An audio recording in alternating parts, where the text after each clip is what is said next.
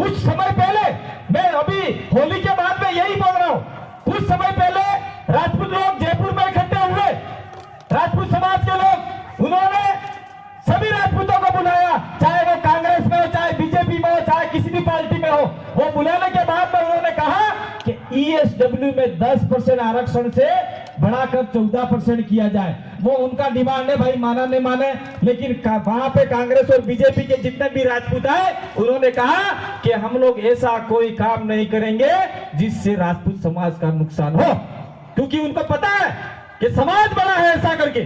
तो राजपूत समाज कांग्रेस बीजेपी के लोग भूल गए और समाज को आगे बढ़ाया। उसके कुछ दिन बाद जाट समाज इकट्ठा हुआ। जाट એટલે एक जाति है, कोई जाट शब्द दूसरा मत समझना, ठीक है? जाट एक जाति है। जाट पूरे इकट्ठा हुए और उन्होंने डिमांड की कि अब की बार राजस्थान का मुख्यमंत्री जाट होना चाहिए, जाट। और उन्होंने ये कहा कि हम हमारे समाज के विरोध में जाके कोई काम नहीं करेंगे, समाज को अधिकार दिलाएंगे, ऐसी बात वहां गई।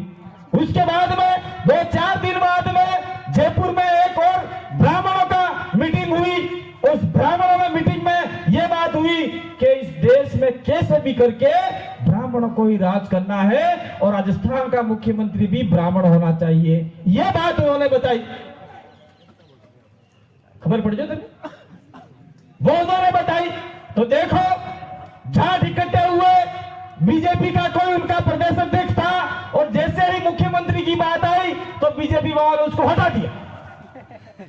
और ब्राह्मण जैसे इकट्ठा हुए तो सीपी जोशी, वो बीजेपी वाला हो, कांग्रेस वाला सीपी जोशी नहीं, बीजेपी वाला सीपी जोशी, चित्तौड़ का जो सांसद है, उसको बीजेपी का प्रदेश अध्यक्ष बना दिया।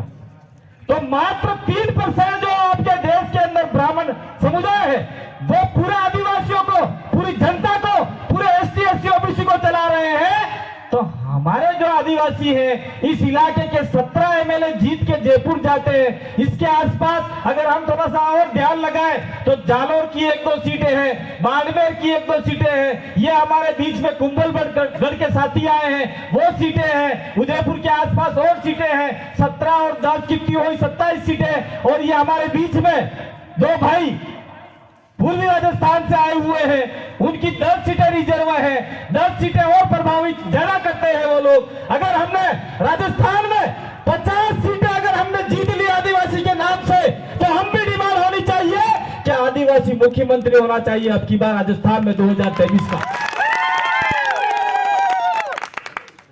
ये बात तुम्हारे यहाँ का एमएलए कभी कहेगा? कभी कहेगा क्या ऐसी बात? यहाँ का सांसद बोलेगा उदयपुर का, या कोई भी 17 एमएलए में से, या कोई भी सांसदों में से बोलेगा? उधर मीड़ाओं में कोई नहीं बोल रहा है, इधर बिलों में कोई नहीं बोल रहा है, तो हमारे लिए बोलेगा कौन? इसलिए हमारा ये लक्ष्य होना चाहिए कि जिस प्रकार से हम लोग आदिवासी परिवार का चिंतन शिविर कर रहे हैं, ये किसी राजनीतिक पार्टी का मंच नहीं है, समाज का मंच है। और समाज एक मुद्दे के साथ में समर्थन देवे कि आपकी बार हमारे में से ही कोई आदमी जाएगा जयपुर में और इस इलाके के आदिवासियों की बात करेगा और कहेगा कि राजस्थान का मुख्यमंत्री आदिवासी होना चाहिए। ये बात अगर आपने गांठ बांध ली तो निश्चित रूप से आपके फलासिया का भी आदमी वहां पहुंच सकता है, और इस इलाके के 17 नहीं 25 आदमी पहुंच सकते हैं। और जिस दिन 25 आदमी जयपुर में पहुंच गए, उधर से मीणा भी पहुंच गए और हमारा सरकार में भूमिका हो गई, तो इस इलाके में 5वीं अनुसूची की जितने भी प्रावधान है, जल जंगल जमीन का प्रावधान है और पैसा एक्ट का प्रावधान है, वो हम लोग सरकार को कहेंगे ये लागू करो, वो लागू करो, नहीं तो हम तुम्हारा समर्थन ले लेते।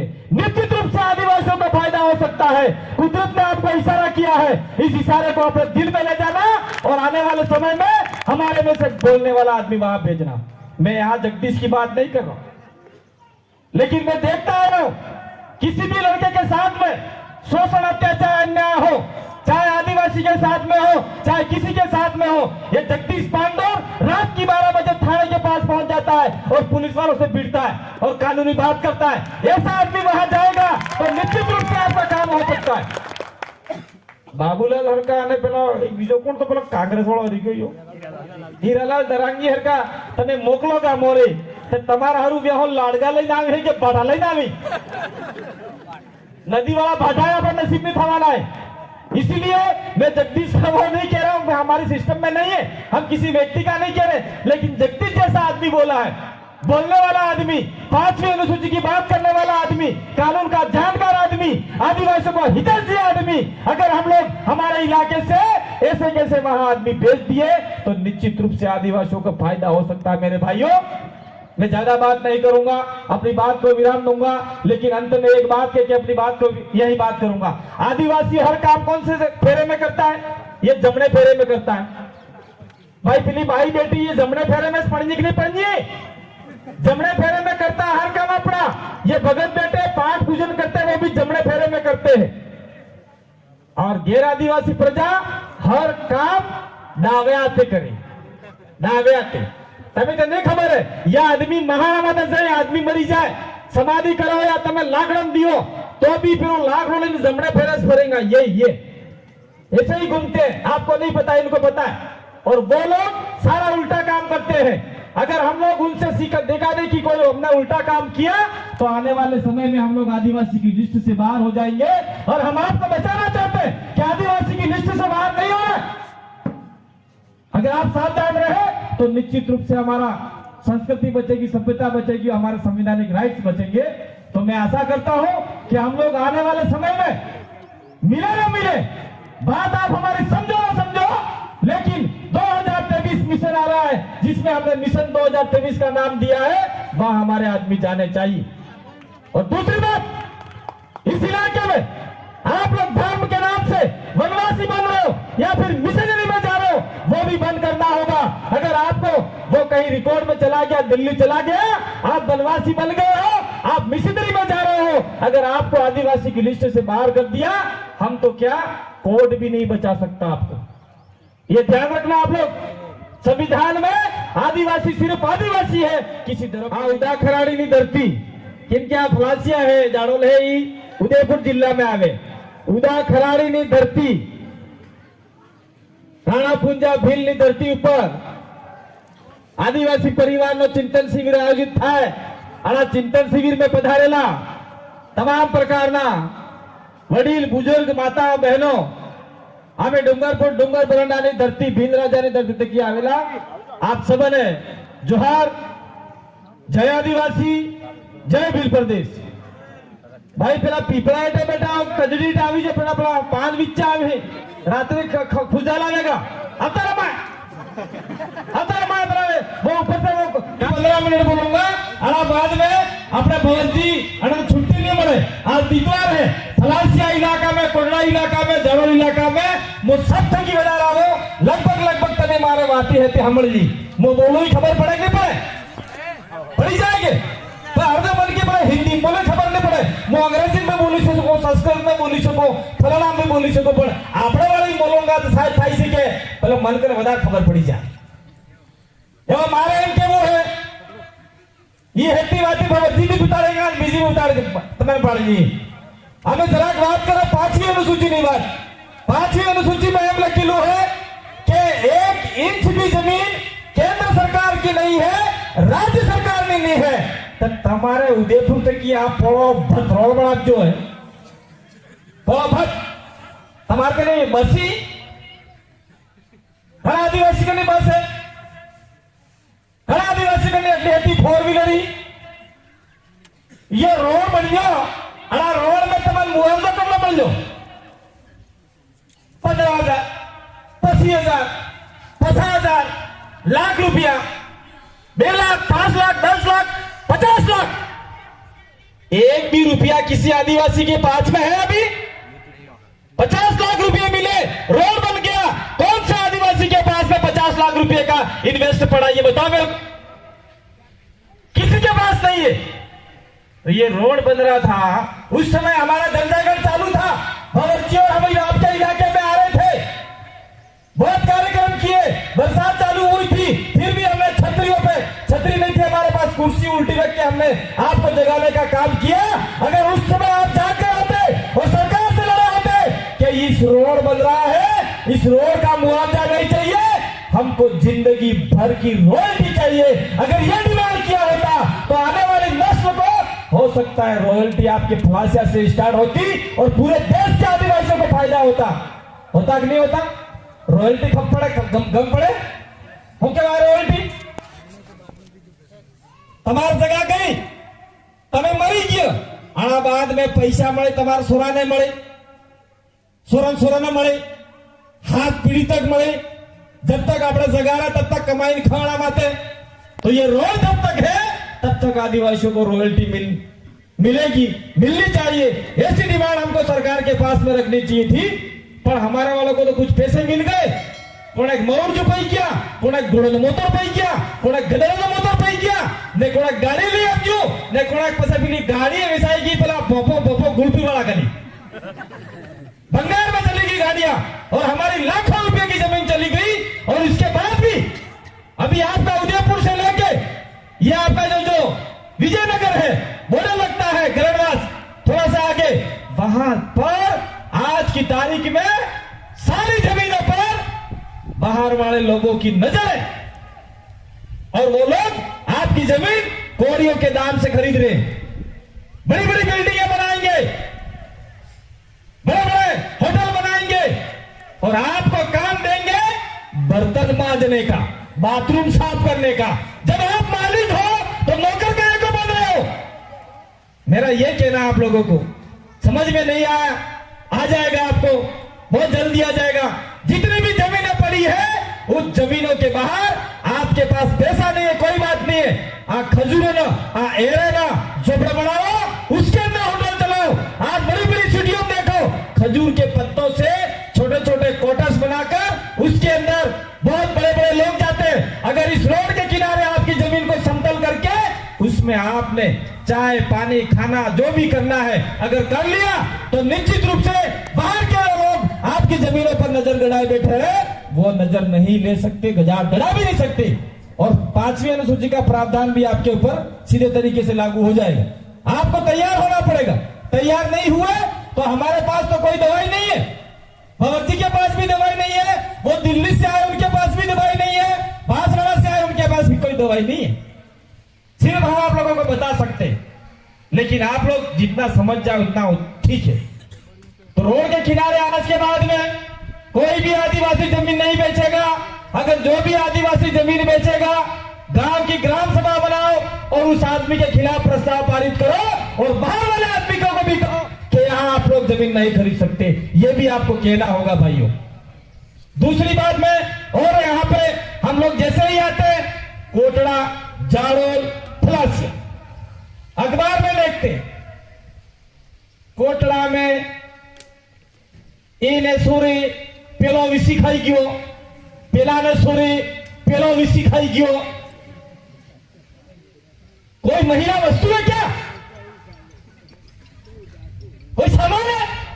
यह हमारी मात्र सत्तात्मक व्यवस्था है, और आप लोग इस इलाके में दलालों के मार्फत से, कुछ किसी और के मार्फत से हमारी लड़कियां गुजरात बेचने का काम कर रहे हो। यह भी आपको बंद करना होगा।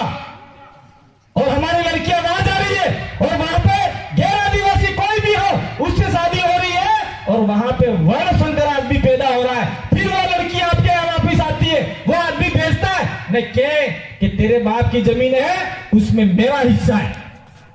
वो बच्ची से आज बाप मरी गया, बाद में इंतकाल खुलावे तो उस बच्ची का नाम चढ़ता है, फिर उसके अंदर उस बच्चों का भी नाम चढ़ता है, तो हमारी जमीन दूसरों को गई नहीं गई। तो ये खेल बंद करना होगा। आपको नियम कायदा बनाना होगा कि फलासिया की, झाड़ा कोड़ा की लड़कियां हम लोग बाहर नहीं देंगे। हमारे बीच में ये भाई बैठे हुए थे, कोंडा वाले कहां चले गए? सतरिया देवा भाई बैठे हुए थे, और आपकी लड़ाई तो हम लोग लड़ रहे हैं। आपकी इस बात की कांति भाई ने बोला नहीं, ऐसा मत कहना। जमीन की लड़ाई हम लोग लड़ रहे हैं। आपके 18 गांव 14 गांव को हम लोग बर्बाद नहीं होने देंगे। हमने उस मांडवा के शिविर में भी बोला था, और हम यहाँ पे भी कह रहे हैं, अगर इनके साथ में कुछ होता है, वहां के 18 गांव को निकाला गया, तो તમે ફલાસિયા વાળા વિચાર કરોગા માળવા વાળા થઈ ગયું, આપણો કરવું, આપણે તો નહીં જવું એમ। और जिस दिन उनको बाहर निकाल के 18 गांवों को, उसके बाद में आपका नंबर आएगा। क्यों नंबर आएगा? ये जितेंद्र भाई आए दिल्ली से, ये इस रास्ते से आए हैं और कह रहे हैं कि ये फ्लासिया जाड़ोल कोटड़ा दिल प्रदेश का स्वर्ग है, कश्मीर से भी बड़ा इलाका है ये, ऐसा उनका कहना है। तो यहाँ पे दूसरे लोगों का मानना होगा कि नहीं होगा? कोई भी आदमी होगा इस पहाड़ पे मेरे को जमीन चाहिए, वो चाहिए, तो आपके इलाके में भी जमीन जाएगी। इसलिए इनका साथ देंगे तो निश्चित रूप से हमारी भी जमीन बच सकती है। मैं एक बात और कहना चाह रहा हूं, हमारे वहां पे क्रियावर खरस होते हैं, काटते होते हैं, हमारे अटे भी क्रियावर खरस काटते हुए मनक मरी जाराबाद में, तो वहां पे हमारे नेता बोलते हैं, क्या बोलते हैं? ये तो 5वीं अनुसूची की बात कर रहे थे, 5वीं पास वालों को नौकरी दिलाने की बात कर रहे थे, 8वीं पास वाले की बात नौकरी दिलाने की बात कर रहे थे। हम लोग 5वीं पास वालों को नौकरी दिलाने की बात नहीं कर रहे, हम बात कर रहे हैं कि इस आदिवासियों के अधिकार 5वीं अनुसूची एक किताब है, संविधान है, उसमें 5वीं अनुसूची का चैप्टर है, एक पाठ है, उसमें आदिवासियों के अधिकार दर्ज किए हुए हैं। तो वो हम समाज को दिखा रहे हैं। दूसरी बात वो करते हैं कि यार वन विभाग वाले जमीन नहीं देते, क्योंकि वन विभाग वाले एक पेड़ की कीमत गिनते हैं, एक झाड़ की कीमत गिनते हैं, एक पत्ते की कीमत गिनते हैं। तो उदयपुर से लेके आपका जितना भी रोड बना है और आदिवासी इलाकों में जितने भी रोड बने हैं, वन विभाग वाले रोड की जमीन देने के लिए तैयार नहीं है, तो आदिवासियों की जमीन फोकट में पड़ी है। यह भी आपको कहना होगा, आपको यह भी कहना होगा कि यार रोड निकाल रहे हो तो यहाँ पे मेरा पेड़ है, यहाँ पे मेरा पत्ता है, यहाँ पे मेरा खेत खलियान है, मैं जमीन नहीं दूंगा, ये आपको कहना होगा।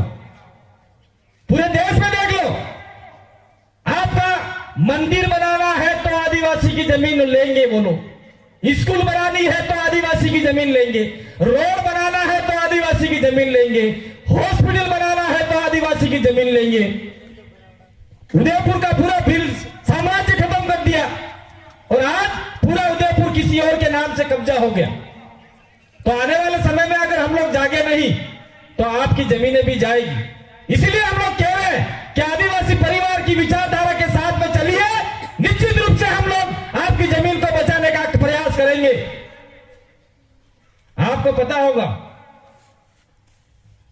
कभी आप लोग गए होंगे नरेंद्र मोदी की सभा में, राहुल गांधी की सभा में, आज की तारीख में देख लो, देश का लोकतंत्र खतरे में। हम किसी पार्टी और आदमी का समर्थन नहीं करते, लेकिन राहुल गांधी ने एक शब्द बोला, वो मैं नहीं बोलूंगा, हो सकता है मेरे ऊपर कोई मुकदमा कर दे, उस आदमी का नाम नहीं लूंगा। उन्होंने यूं कहा, नीरव मोदी भाग गया, फलाना मोदी भाग गया, इतने पैसे खा गया, सब चोर, ऐसा बोला, तो उसकी सदस्यता खत्म कर दी।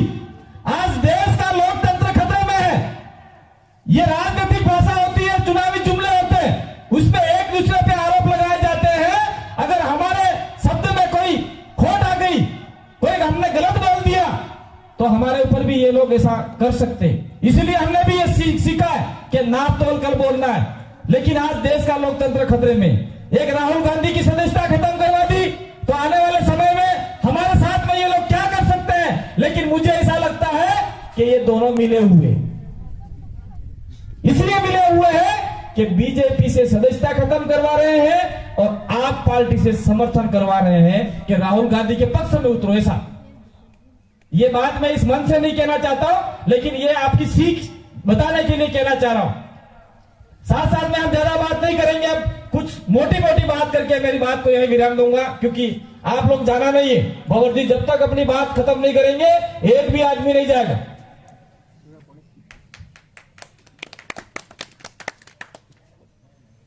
कुछ समय पहले आपकी विधानसभा के अंदर, जयपुर की विधानसभा में एक दलित नेता है कैलाश जी मेघवाल, हमारे बीच में दलित भाई भी बैठे हुए। कैलाश जी मेघवाल ने यह बोला कि दक्षिणी राजस्थान में नक्सलवाद पनप रहा है, नक्सलवाद के बीज आ गए हैं, ऐसा बोला। तो मैं हम इस मंच के मार्फत से और इस इलाके के मार्फत से कहना चाहते हैं कि दलितों को जब घोड़ी से उतारा जाता है तब आपका मुंह क्यों नहीं खुला?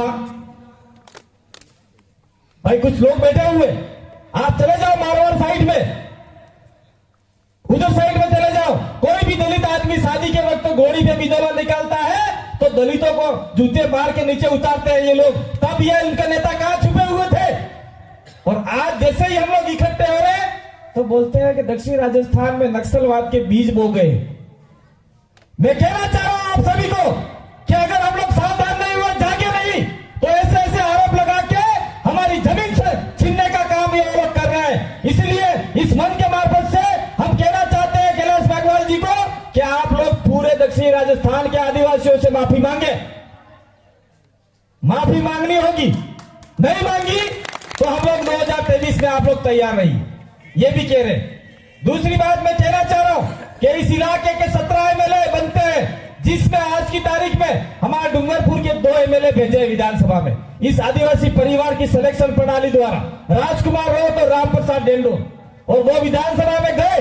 और आज की तारीख में देख लो, चारों तरफ कांग्रेस और बीजेपी के बोबड़े एमएलए भी बोलते चालू हो गए, अरे हम नहीं बोलेंगे तो हमारा जमीन खिसक जाएगी, ऐसा करके। और आपका एमएलए, यहां का एमएलए आरएसएस को बढ़ावा दे रहा है, वनवासी को बढ़ावा दे रहा है। दूसरे लोग इस इलाके में, हम लोग यहाँ वनवासियों के विरोधी नहीं है, लेकिन आदिवासियों को अगर वनवासी वांदरो बढ़ावेगा तो हम निश्चित उसका विरोध करेंगे। क्या बना रखा है ये? आदिवासी शब्द का अर्थ होता है आदो आदो धनी धरती लो मालिक, वनवासी शब्द है वानरो। कौन बंदर बनना चाह रहा है? साथ साथ में इस इलाके में एक समस्या और पैदा हो गई है। ये उधर से वनवासी वाला सारा मंदिर बना रहा है, देवी देवताओं के उधर ले जा रहा है जो हमारे नहीं है। एक और आ गए हैं ईसाई मिशनरी, या लोग ईसाई बन रहे। ईसाई बनना बड़ी बात है या आपका हिंदू बनना बड़ी बात है या आदिवासी बनना बड़ी बात है? आप लोग तय करो। आदिवासी हिंदू हर कोई हो सकता है, ईसाई हर कोई हो सकता है, लेकिन आदिवासी कोई नहीं हो सकता। जिसने आदिवासी के मां के पेट से जन्म लिया हो, उसका बाप भी आदिवासी हो, वही आदिवासी हो सकता है। आदिवासी आदिवासी बनेंगे, आदिवासी रहोगे तो देश के मालिक कहलाओगे, और धर्म में जाओगे तो बाहरी व्यक्ति कहलाओगे। 5 जनवरी 2011 में 7 आ गया है, 8% आदिवासी इस देश का मालिक है, बाकी 92% प्रजा विदेशी है। ये कब आए कब नहीं आए हमको नहीं पता। वो आपके पास अभी 20 मिनट डिस्टर्ब मत करो, मैं समय को शॉर्ट में करना चाह रहा हूं। कब आए हमको पता नहीं। सारे दस्तावेज हमारे जो आया है 48 रुपया, उसके ऊपर तो सिर्फ कैलेंडर है, पीछे पूरी जानकारी दे रखी है। वो कैलेंडर 48 रुपये का है, लेकिन 50 रुपये 2 रुपये खुले नहीं होते, तो वो कैलेंडर भी आप अपने घर ले जा सकते। मैं अपनी बात को सिर्फ शॉर्ट में खत्म कर दूंगा। हम लोग ये कहना चाह रहे हैं कि हम लोग कुछ समय पहले, मैं अभी होली के बाद में यही बोल रहा हूं, कुछ समय पहले राजपूत लोग जयपुर में इकट्ठे हुए, राजपूत समाज के लोग, उन्होंने सभी राजपूतों को बुलाया, चाहे वो कांग्रेस में हो, चाहे बीजेपी में हो, चाहे किसी भी पार्टी में हो। वो बुलाने के बाद में उन्होंने कहा कि ईएसडब्ल्यू में 10% आरक्षण से बढ़ाकर 14% किया जाए। वो उनका डिमांड है भाई, माना नहीं माने, लेकिन वहां पे कांग्रेस और बीजेपी के जितने भी राजपूत आए, उन्होंने कहा कि हम लोग ऐसा कोई काम नहीं करेंगे जिससे राजपूत समाज का नुकसान हो, क्योंकि उनको पता है कि समाज बड़ा है ऐसा करके। तो राजपूत समाज कांग्रेस बीजेपी के लोग भूल गए और समाज को आगे बढ़ाया। उसके कुछ दिन बाद जाट समाज इकट्ठा हुआ। जाट એટલે एक जाति है, कोई जाट शब्द दूसरा मत समझना, ठीक है? जाट एक जाति है। जाट पूरे इकट्ठा हुए और उन्होंने डिमांड की कि अब की बार राजस्थान का मुख्यमंत्री जाट होना चाहिए, जाट। और उन्होंने ये कहा कि हम हमारे समाज के विरोध में जाके कोई काम नहीं करेंगे, समाज को अधिकार दिलाएंगे, ऐसी बात वहां गई। उसके बाद में 2-4 दिन बाद में जयपुर में एक और ब्राह्मणों का मीटिंग हुई। उस ब्राह्मणों में मीटिंग में यह बात हुई कि इस देश में कैसे भी करके ब्राह्मणों को ही राज करना है और राजस्थान का मुख्यमंत्री भी ब्राह्मण होना चाहिए, यह बात उन्होंने बताई। खबर पड़ जाए वो उन्होंने बताई। तो देखो, जाट इकट्ठे हुए, बीजेपी का कोई उनका प्रदेश अध्यक्ष था, और जैसे ही मुख्यमंत्री की बात आई तो बीजेपी वालों ने उसको हटा दिया। और ब्राह्मण जैसे इकट्ठा हुए तो सीपी जोशी, वो बीजेपी वाला हो, कांग्रेस वाला सीपी जोशी नहीं, बीजेपी वाला सीपी जोशी, चित्तौड़ का जो सांसद है, उसको बीजेपी का प्रदेश अध्यक्ष बना दिया। तो मात्र 3% जो आपके देश के अंदर ब्राह्मण समुदाय है वो पूरे आदिवासियों को, पूरी जनता को, पूरे एसटी एससी ओबीसी को चला रहे हैं। तो हमारे जो आदिवासी हैं इस इलाके के 17 एमएलए जीत के जयपुर जाते हैं। इसके आसपास अगर हम थोड़ा सा और ध्यान लगाएं तो जालोर की 1-2 सीटें हैं, बाड़मेर की 1-2 सीटें हैं, ये हमारे बीच में कुंभलगढ़ के साथी आए हैं वो सीटें हैं, उदयपुर के आसपास और सीटें हैं, 17 और 10 कितनी हुई 27 सीटें। और ये हमारे बीच में 2 भाई पूर्वी राजस्थान से आए हुए हैं, उनकी 10 सीटें रिजर्व है, 10 सीटें और प्रभावित ज्यादा करते हैं वो लोग। अगर हमने राजस्थान में 50 सीटें अगर हमने जीत ली आदिवासी के नाम से तो हम भी डिमांड होनी चाहिए कि आदिवासी मुख्यमंत्री होना चाहिए अब की बार राजस्थान में 2023 का। ये बात तुम्हारे यहाँ का एमएलए कभी कहेगा? कभी कहेगा क्या ऐसी बात? यहाँ का सांसद बोलेगा उदयपुर का, या कोई भी 17 एमएलए में से या कोई भी सांसदों में से बोलेगा? उधर मीणाओं में कोई नहीं बोल रहा है, इधर बिलों में कोई नहीं बोल रहा है, तो हमारे लिए बोलेगा कौन? इसलिए हमारा ये लक्ष्य होना चाहिए कि जिस प्रकार से हम लोग आदिवासी परिवार का चिंतन शिविर कर रहे हैं, ये किसी राजनीतिक पार्टी का मंच नहीं है, समाज का मंच है। और समाज एक मुद्दे के साथ में समर्थन देवे कि आपकी बार हमारे में से ही कोई आदमी जाएगा जयपुर में और इस इलाके के आदिवासियों की बात करेगा और कहेगा कि राजस्थान का मुख्यमंत्री आदिवासी होना चाहिए। ये बात अगर आपने गांठ बांध ली तो निश्चित रूप से आपके फलासिया का भी आदमी वहां पहुंच सकता है। और इस इलाके के 17 नहीं 25 आदमी पहुंच सकते हैं। और जिस दिन 25 आदमी जयपुर में पहुंच गए, उधर से मीणा भी पहुंच गए और हमारा सरकार में भूमिका हो गई, तो इस इलाके में 5वीं अनुसूची की जितने भी प्रावधान है, जल जंगल जमीन का प्रावधान है और पैसा एक्ट का प्रावधान है, वो हम लोग सरकार को कहेंगे ये लागू करो, वो लागू करो, नहीं तो हम तुम्हारा समर्थन ले लेते। निश्चित रूप से आदिवासियों को फायदा हो सकता है। कुदरत ने आपको इशारा किया है, इस इशारे को अपने दिल में ले जाना और आने वाले समय में हमारे में से बोलने वाला आदमी वहां भेजना। मैं यहाँ जगदीश की बात नहीं कर रहा हूं, लेकिन मैं देखता आ रहा हूं किसी भी लड़के के साथ में शोषण अत्याचार अन्याय हो, चाहे आदिवासी के साथ में हो चाहे किसी के साथ में हो, ये जगदीश पांडव रात की 12 बजे थाने के पास पहुंच जाता है और पुलिस वालों से भिड़ता है और कानूनी बात करता है। ऐसा आदमी वहां जाएगा तो निश्चित रूप से आपका काम हो सकता है। बाबूलाल हरका અને પેલો બીજો કોણ તો પેલો કાંગ્રેસ વાળો હરી ગયો હીરાલાલ દરાંગી હરકા તને મોકલો કા મોરે તમારા હારું બેહો લાડગા લઈને આવી છે કે ભાડા લઈને આવી नदी वाला भाटाया पर नसीब में थवाना है। इसीलिए मैं जगदीश का वो नहीं कह रहा हूं, हमारे सिस्टम में नहीं है, हम किसी व्यक्ति का नहीं कह रहे, लेकिन जगदीश जैसा आदमी बोला है, बोलने वाला आदमी, 5वीं अनुसूची की बात करने वाला आदमी, कानून का जानकार आदमी, आदिवासियों को हितैषी आदमी, अगर हम लोग हमारे इलाके से ऐसे कैसे वहां आदमी भेज दिए तो निश्चित रूप से आदिवासियों को फायदा हो सकता है। मेरे भाइयों, मैं ज्यादा बात नहीं करूंगा, अपनी बात को विराम दूंगा, लेकिन अंत में एक बात कह के अपनी बात को यही बात करूंगा। आदिवासी हर काम कौन से फेरे में करता है? ये जमने फेरे में करता है। भाई पिली भाई बेटी ये जमने फेरे में पढ़नी की नहीं पढ़नी, जमने फेरे में करता है हर काम अपना। ये भगत बेटे पाठ पूजन करते हैं वो भी जमने फेरे में करते हैं। और गैर आदिवासी प्रजा हर काम दावे आते करे, दावे आते। તમે તને ખબર હે યા આદમી મહારામાં જાય, આદમી મરી જાય, समाधि कराओ या તમે લાકડમ દિયો तो भी फिर वो लाकડો લઈને જમણે ફેરસ ફરેगा। ये ऐसे ही घूमते हैं, आपको नहीं पता, इनको पता है। और वो लोग सारा उल्टा काम करते हैं। अगर हम लोग उनसे सीखा देखा दे कि कोई हमने उल्टा काम किया तो आने वाले समय में हम लोग आदिवासी की लिस्ट से बाहर हो जाएंगे।